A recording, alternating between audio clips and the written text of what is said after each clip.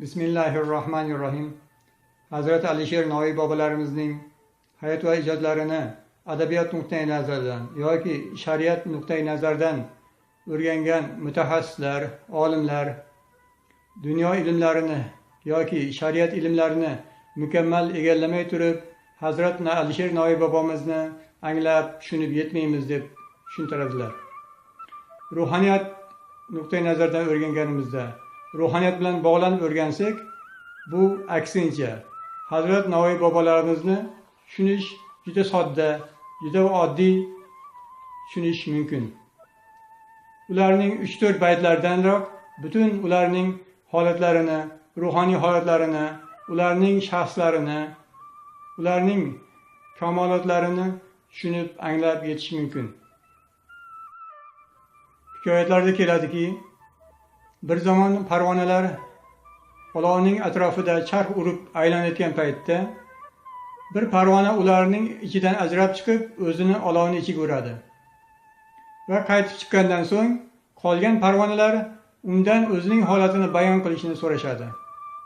Shunda parvona aytadiki, sizlar ham olovning ichiga kirib yonib chiqmaguncha mening holatimni hech qachon tushunib, anglab yetmaysizlar deb javob beradi. Xuddi shuningdek, hech bir inson Hazrat Alisher Navoiy bobomiz singari ishq o'tida yonib kuymaguncha hech qachon Hazrat Alisher Navoiy bobolarimizning asl holatlarini anglab tushunib yetmaydi. Hazrat Alisher Navoiy bobolarimiz e'tiqodda ahli sunnat va jamoat Imom Maturidiy mazhabida edilar. Amaliyotda Imom A'zam rahmatulloh alayh mazhabida va tariqatda Hazrati Bahovuddin Balogardon pirlarimizning tariqatining sohibi edilar. Va ularning jononalari, ya'ni davr pirlari Hazrati Abdurahmon Jomiy bobolarimiz edilar. Va shu bobolarimizning, Hazrati Jomiy bobolarimizning sharofatlari bilan Hazrati Alisher Navoiy bobolarimiz komil inson bo'lib qaytadan dunyoga keldilar. Shundan dedilarki, onalar oyog'i ostidadir ravzai jannat jinon bog'i, ravza bog'i visolin istar esang, bo'l onaning oyog'in tuprog'i. Hazrat Alisher Navoiy bobolarimiz har bir insonning asl tabiati Alloh tabaraka va taolo butun insoniyatga fitratda bergan ilohiy sifatlar ekanligini va har bir inson ana shu sifatga yetish maqsadida hayot kechirishi kerak ekanliklarini uqtirib aytadilarki, odamiy ersang demagil odamiy, oning kim yo'q, xalq g'amidin g'amiy.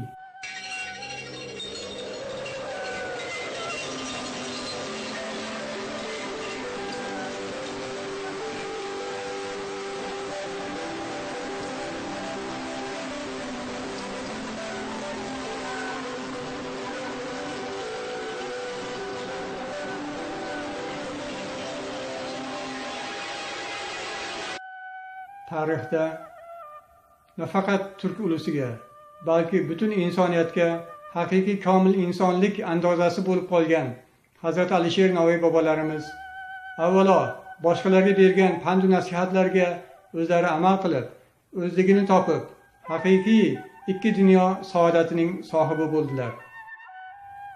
Dedilarki, el netib topgay menikim, men o'zimni topmasam. Biz hozir shunday bir zamonga kelib qoldikki, nafaqat bir qavm, nafaqat bir xalq, butun insoniyat jaholat botqog'iga botib bo'ldi. Insonlar o'zining insonlik sifatlarini yo'qotib, g'ayri insoniy sifatlar bilan sifatlandi. Shayton va dajjol butun yer yuziga g'alaba bayrog'ini tikib qo'ydi. Unga qarshi keladigan na bir kuch, na bir din qoldi. Shayton va dajjolning qilichiga qalqon bo'ladigan haqiqiy dinimizni, islom dinimizni ham bir burda nonga, shaytonga sotib bo'ldik. Biz musulmonman deymiz-u, lekin fe'limiz kofirdan battar. Alloh bor deymiz-u, lekin qalbimizda xudolik da'vosi. Allohga bandaman deymiz, lekin nafsimizning qulimiz. Payg'ambarga ummatman deymiz, lekin o'zimiz shaytonga xotinmiz. Ahli sunnat va jamoat deymiz. Bizning na e'tiqodimiz, na amalimiz 4 mazhab egalari Hazrati Imom Azam, Hazrati Imom Ahmad, Hazrati Imom Malik, Imom Shofiy rahmatullohi alayhlarning na e'tiqodlariga, na amallariga bizning amallarimiz, e'tiqodimiz mos keladi.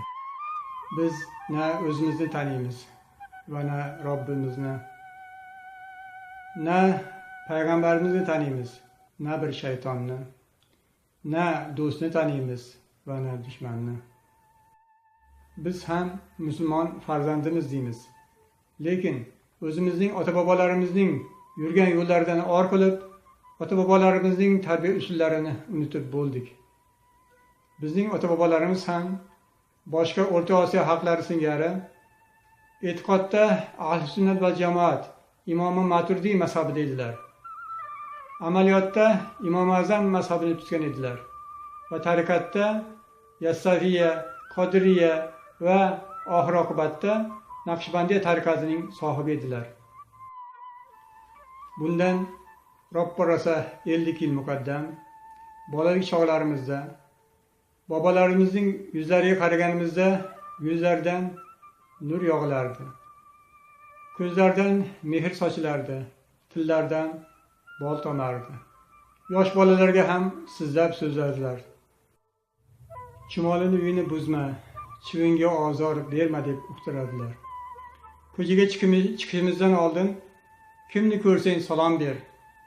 O'zingdan bitta ko'ylak ortiq yirtgan bo'lsa ham uning hurmatini qil. Sen bilan birov urushmoqchi bo'lsa, sen uning bilan urushma. Seni birov onangdan kelib so'ksa, siz menga ota bo'lar ekansiz. Agar seni opangdan kelib so'ksa, siz mening pochcham ekansiz deb indamay ketavergin. Shunday qilsang, ular uyatganidan o'zlari keyin sendan kechirim so'raydi deb aytardilar. Ular mehrobga Qur'on bilan non osib qo'yardilar. Qur'onni har zamonda olib bir o'qib qo'yardilar. Biz qiziqib non bilan Qur'onni nima uchun devorga osib qo'yganliklarini so'rardik. Ular bizga Xudoyim shu ikki narsaga muhtoj qilmasin deb javob berardilar. Biz albatta bu so'zlarning mohiyatiga yetmasdik. Keyin omon zamonlar ham keldi. Dinga erkinlik berildi. Qur'onlar nashr qilindi. Qur'on tarjimalari, hadis tarjimalari hamma yo'lni bosib ketdi. Nima ko'paydi? Mulla olim ko'paydi. Nima ko'paydi? Qori ko'paydi. Nima ko'paydi? Dindorlar ko'paydi. Lekin ota-bobolarimizdan ularning yuzlaridagi nur, ko'zlaridagi mehr, tillaridagi bol so'zlar, qalbidagi iymon, din, insongarchilik, oddiy odamgarchilik bizga meros bo'lib qolmadi. Yana vahobiylar degan oqimlar chiqib, ota-bobolarimizni ilmsizlikda, johillikda ayblab, ota-bobolarimiz na arab tilini bilgan, na Qur'on tarjimasini, na hadisni bilgan deb ota-bobolarimizning dasturiy tarbiya usullarini tashlab, arablarning tarbiya usuliga, ya'ni Qur'on bilan, hadis bilan tarbiya qilishlik usulini butun xalqqa, odamlarga da'vat qildilar. Oxir oqibat arab tilini o'rganib, Qur'onning tarjimalarini, hadislarni o'rganib, olim bo'lgan bo'lib, mana oxir oqibatda dinimizni sotdik, iymonimizni sotdik. Vatanimizni, xalqimizni sotdik. Ota-onamizni, o'zimizni, vijdonimizni, or-nomusimizni sotyapmiz. Kofir qilmagan, g'ayri dinlar qilmagan vahshiyliklarni qilyapmiz.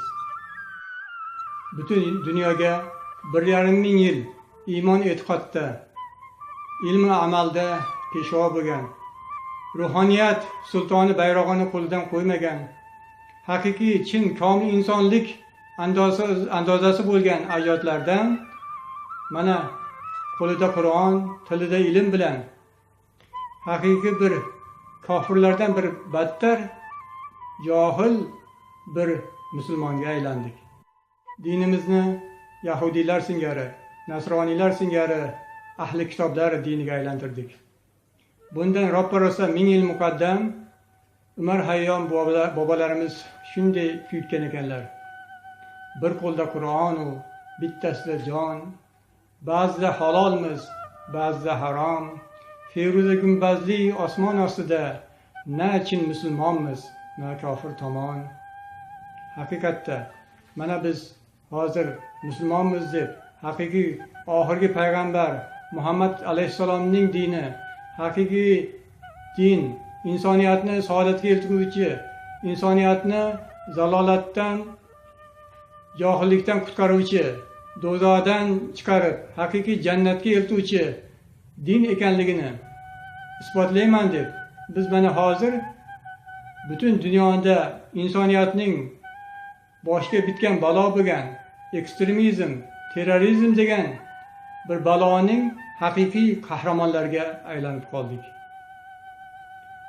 Navoiy bobolarimiz ana shu haqda jon kuydirib, o'zlarining jonlarini fido qilib, o'zlari haqiqiy komil insonlik tarbiyasi yo'lidan borib, haqiqiy dinni, ya'ni payg'ambarlar olib kelgan dinni, ya'ni qalbdan keladigan dinni qalblarga o'tkazib, butun xalqqa taratib va ana shu dinni qabul qilishlik yo'llarini butun insoniyatga amal dasturlarini tashlab ketgan ekanlar.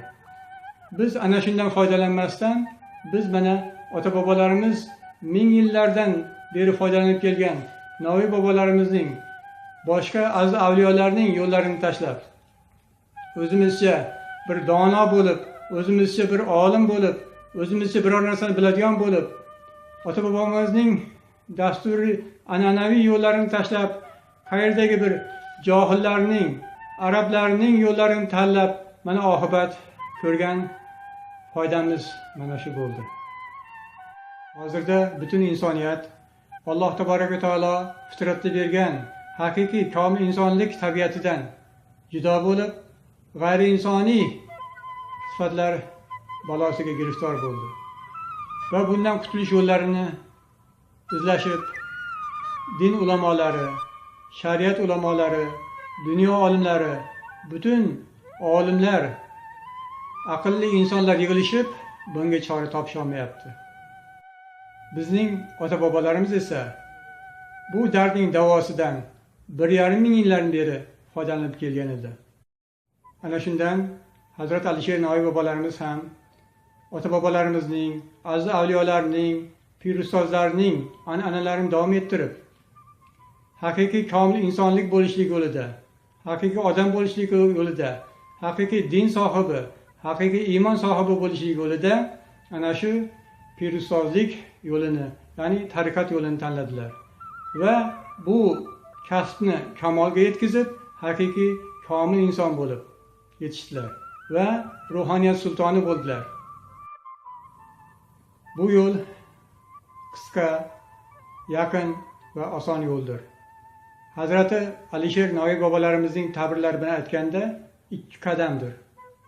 Shundan payg'ambarimiz Muhammad Mustafa sallallohu alayhi vasallam aytdilarki, ilmning avvali inson o'zini tanishligi va oxirgi ilm o'zini Allohga topshirishlik deb marhamat qildilar. Demak, biz o'zimizni tanib, Allohga va uning yerdagi xalifasiga, jononlarga o'zimizni, jonimizni, nafsimizni topshirsak, ana shundagina biz haqiqiy saodatga, fitratdagi komil insonlik hislatlariga, tabiatlarga ega bo'lar ekanmiz. Shundan Hazrat Navoiy bobolarimiz bekorga aytmadilarki, "Zohido, senga huru, menga jonona kerak. Jannat senga bo'lsa bo'lsin, menga mayxona kerak. Mayxona ichra soqiyu paymona kerak. Paymona to'la bo'lsa, yog'ana kerak deb marhamat qildilar.